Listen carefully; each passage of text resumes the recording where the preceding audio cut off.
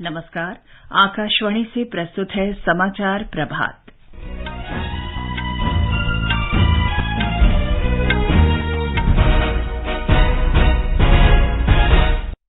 भारत की लघु film elephant whispers ने ऑस्कर का सर्वश्रेष्ठ डॉक्यूमेंट्री पुरस्कार जीता। संसद के बजट सत्र का दूसरा चरण आज से शुरू हो रहा है। अरुणाचल प्रदेश में उग्रवादी गुट ईस्टर्न नागा नेशनल गवर्नमेंट के 15 सदस्यों ने कल ईटानगर में मुख्यमंत्री पेमा खांडू के समक्ष समर्पण किया। विश्व स्वास्थ्य संगठन प्रमुख ने कहा, कोविड-19 की उत्पत्ति का पता लगाना नैतिक और वैज्ञानिक रूप से आवश्यक तथा भविष्य में इससे बचाव के लिए जरूरी। अमेरिका की वित्त मंत्री जेनेट येलेन ने दिवालिया सिलिकॉन वैली बैंक के लिए सरकार से बेलआउट से इनकार किया और क्रिकेट में महिला प्रीमियर लीग में कल मुंबई इंडियंस ने यूपी वॉरियर्स को 8 विकेट से हराया।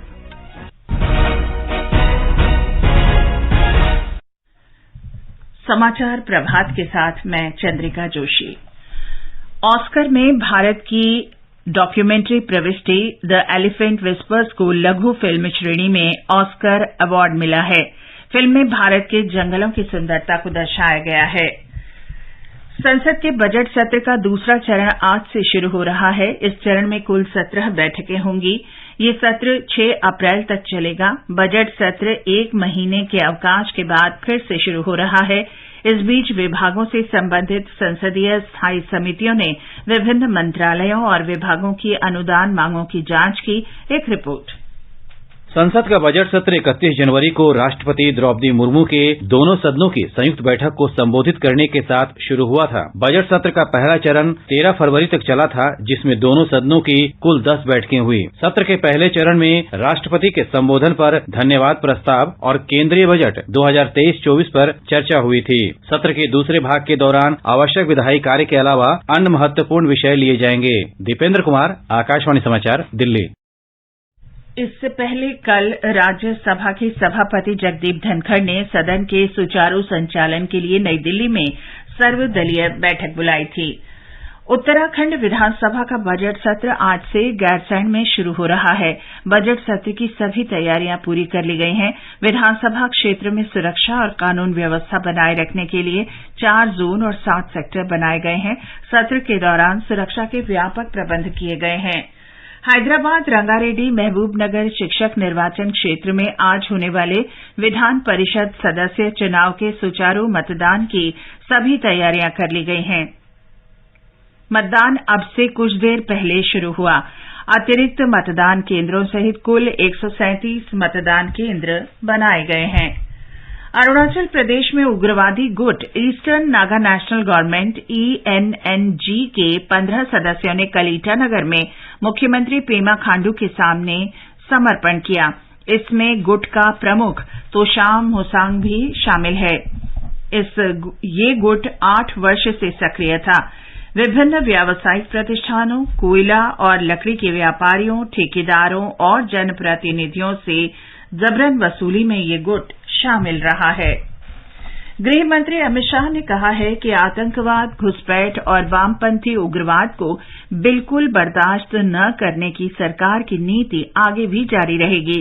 केंद्रीय औद्योगिक सुरक्षा बल CISF की इसमें महत्वपूर्ण भूमिका होगी। श्री अमित शाह ने कल हैदराबाद में हकीमपेट में राष्ट्रीय औद्योगिक और सुरक्षा अकादमी CISF के 54वें स्थापना दिवस समारोह में ये बात कही। उन्होंने कहा कि सरकार के प्रयासों के कारण जम्मू कश्मीर में आतंकवाद तथा उत्तर पूर्व में घुसपैठ और वामपंथी उग्रवाद में पिछले कुछ वर्षों में काफी कमी आई है। श्री अमित शाह ने उत्कृष्ट सेवा के लिए CISF कैडेटों को पुलिस पदक, विशिष्ट सेवा पदक और जीवन रक्षा पदक प्रदान किए। ये पहला मौका है जब CISF का स्थापना दिवस समारोह दिल्ली से बाहर आयोजित किया गया है। भारतीय जनता पार्टी के वरिष्ठ नेता और केंद्रीय गृह मंत्री अमित शाह ने भारत को सुरक्षित और विकसित देश बनाने के लिए केरल वासियों से 2024 के आम चुनावों में भाजपा को समर्थन देने का आग्रह किया है। कल त्रिशूर में भाजपा की जनशक्ति रैली को संबोधित करते हुए उन्होंने कहा कि केरल के लोगों ने पिछले कई वर्षों से कांग्रेस और वामपंथी दलों को वैकल्पिक रूप से अवसर प्रदान किए, लेकिन दोनों ही दल राज्य का विकास करने में विफल रहे। प्रधानमंत्री नरेंद्र मोदी ने कल कर्नाटक में 850 करोड़ रुपए की लागत से विकसित IIT धारवाड़ का नया परिसर राष्ट्र को समर्पित किया। उन्होंने विश्व के सबसे लंबे रेलवे प्लेटफॉर्म का हुबल्ली में लोकार्पण भी किया। प्रधानमंत्री ने होसपेट हुबल्ली तिनाई घाट खंड के विद्युतीकरण और होसपेट स्टेशन परियोजना राष्ट्र को समर्पित की। हुबल्ली धारवाड़ में स्मार्ट सिटी कार्यक्रम के अंतर्गत प्रधानमंत्री ने 520 करोड़ रुपए की विभिन्न परियोजनाओं का शुभारंभ किया। इस अवसर पर प्रधानमंत्री ने कहा कि केंद्र और राज्य में डबल इंजन सरकार से कर्नाटक में समृद्धि आई है। ये समाचार आकाशवाणी से प्रसारित किए जा रहे हैं। जल्दी करो यार, प्लीज जल्दी। दूसरा कोई मैच है क्या? ऐसा ही कुछ है यार, बैंक जाना है दादाजी को लेके। हाँ यार, उम्र हो जाती है तो रनर तो लगता ही है, पर बैंकिंग में नहीं। वैसे भी RBI कहता है सीनियर सिटीजन सबसे पहले।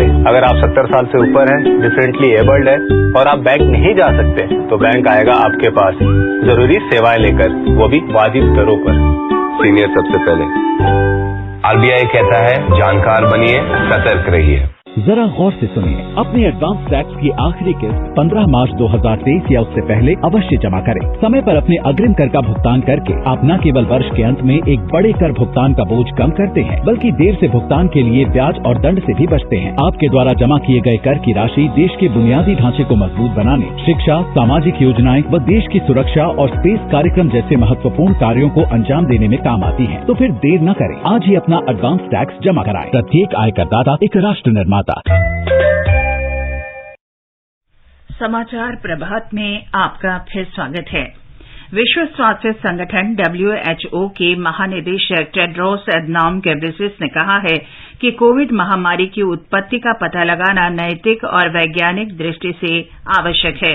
श्री घेब्रेयेसस ने कल ट्वीट संदेश में ये बात कही। उन्होंने कहा कि WHO ने 30 जनवरी 2020 को कोविड के संबंध में चेतावनी जारी की थी और मार्च 2020 में इसे महामारी घोषित किया गया था। श्री टेड्रोस एडनॉम घेब्रेयेसस का बयान एक अमेरिकी एजेंसी की उस रिपोर्ट के एक सप्ताह बाद आया है जिसमें कहा गया था कि कोविड महामारी की उत्पत्ति चीन की प्रयोगशाला से अनजाने में हुए रिसाव के कारण हुई थी। इसके बाद से विश्व स्वास्थ्य संगठन पर कोविड महामारी की उत्पत्ति को लेकर स्पष्टीकरण देने का दबाव बढ़ गया है। अमेरिकी वित्त मंत्री जेनेट येलेन ने दिवालिया सिलिकॉन वैली बैंक के लिए सरकार से बेल आउट करने से इनकार किया है। CBS न्यूज पर कल एक साक्षात्कार में उन्होंने कहा कि वित्तीय संकट के दौरान प्रणालीगत बड़े बैंकों के निवेशकों और मालिकों को बेल आउट दिए गए थे, लेकिन ऐसा फिर से नहीं होगा। वित्त मंत्री ने कहा कि उन्हें जमाकर्ताओं की चिंता है और उनकी जरूरतों को पूरा करने की कोशिश पर ध्यान दिया जा रहा है। सर्वोच्च लेखा परीक्षा संस्था 20 के वरिष्ठ अधिकारियों की पहली बैठक आज से गुवाहाटी में शुरू हो रही है। इस कार्यक्रम की विषय वस्तु नीली अर्थव्यवस्था और जवाबदेह कृत्रिम बुद्धिमत्ता है। बैठक का उद्देश्य एक ऐसे पारिस्थितिकी तंत्र को विकसित करना है जिसमें सर्वोच्च लेखा परीक्षाएं संस्थाएं शासन में सक्रिय भागीदार हैं और ये पारदर्शिता तथा जवाबदेही को बढ़ावा देती हैं। आकाशवाणी का समाचार सेवा प्रभाग आज रात 9:30 बजे हिंदी और अंग्रेजी में अपने साप्ताहिक कार्यक्रम पब्लिक स्पीक में आयकर रिटर्न दाखिल करने के बारे में विशेषज्ञ चार्टर्ड अकाउंटेंट संजीव नारायण के साथ चर्चा प्रसारित करेगा। टेलीफोन नंबर 01123717106 और 23314444 पर श्रोता अपने सवाल पूछ सकते हैं। व्हाट्सएप नंबर 9289094044 पर भी सवाल भेजे जा सकते हैं। आयुष मंत्रालय नई दिल्ली के तालकटोरा स्टेडियम में आज से योग महोत्सव आयोजित कर रहा है। अंतर्राष्ट्रीय योग दिवस के 100 दिन पहले इस महोत्सव का आयोजन किया जा रहा है। उत्सव के अंतर्गत दिल्ली और आसपास के क्षेत्रों में ऐसे 100 योग शिविर लगाए जाएंगे। महिला प्रीमियर लीग क्रिकेट में आज शाम 7:30 बजे से दिल्ली कैपिटल्स का मुकाबला रॉयल चैलेंजर्स बैंगलोर से होगा। ये मैच मुंबई के डीवाई पाटिल स्टेडियम में शाम 7:30 बजे से खेला जाएगा। उत्तर कोरिया ने आज कहा है कि उसने पनडुब्बी से क्रूज मिसाइल परीक्षण किया है। मिसाइल परीक्षण कल किया गया। इससे एक दिन पहले अमेरिका दक्षिण कोरिया की सेना ने बड़े स्तर पर संयुक्त सैन्य अभ्यास किया था, जिसे उत्तर कोरिया अतिक्रमण के पूर्वाभ्यास के रूप में देख रहा है। ये समाचार हमारी वेबसाइट newsonair.gov.in/hindi पर भी उपलब्ध हैं। महज अन्नदाता कहने से काम नहीं बनता है। ऐ किसान, तुझे पूरे देश का प्रणाम तो बनता है। धानुका, इंडिया का प्रणाम हर किसान के नाम। और अब आज के समाचार पत्रों की सुर्खियों के साथ हैं फरहत नाज। धन्यवाद चंद्रिका। प्रधानमंत्री के कल कर्नाटक दौरे की खबर को आज लगभग सभी अखबारों ने चित्र सहित सुर्खी बनाया है। बजट सत्र का दूसरा चरण आज से शुरू होने पर भी अखबारों की नजर है। जनसत्ता ने लिखा है, संसद में सरकार को घेरेगा विपक्ष। राष्ट्रपति द्रौपदी मुर्मू के महिला सुरक्षा और गरिमा को देश के विकास और सुरक्षा के साथ जोड़ते हुए विद्यालयों के बालकों में इस संस्कार और विचार को भरे जाने का आह्वान नवभारत टाइम्स और लोकसत्य ने दिया है। देशबंधु ने लिखा है, राष्ट्रपति ने कहा, महिला सुरक्षित तो समाज और देश सुरक्षित।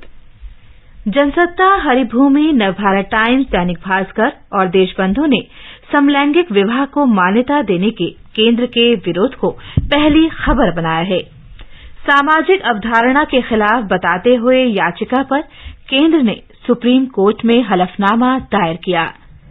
हिंदुस्तान के पहले पन्ने की खबर है, नौसेना को 200 ब्रह्मोस सुपरसोनिक क्रूज मिसाइल मिलेगी। देशबंधु की खबर है, बीते 24 घंटे में देश में कोविड के 524 नए मामले सामने आए। राजस्थान पत्रिका की सुर्खी है, गर्मी में नहीं होगा बिजली संकट, कोयला और गैस के सभी संयंत्र चलाए जाएंगे। हर साल मांग में 10% की वृद्धि।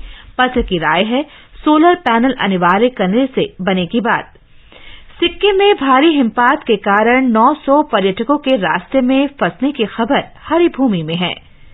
दैनिक भास्कर ने जीएसटी संग्रह बढ़ने के साथ लिखा है, बढ़त दावे के अनुरूप नहीं। जनसत्ता ने पहले पन्ने का बड़ी खोज शीर्षक से आलेख में लिखा है, खगोलविदों ने नए धूमकेतु की खोज की, वर्षों बाद दिखेगा खूबसूरत नजारा। पृथ्वी और सूर्य के निकट 18 महीने से अधिक का समय, आसमान से गुजरेगी बेहद चमकीली चीज। उड़ीसा में हॉकी प्रो लीग में भारत ने ऑस्ट्रेलिया को 5-4 से हरा दिया है। भारत के लिए हरमनप्रीत सिंह ने हैट्रिक लगाई।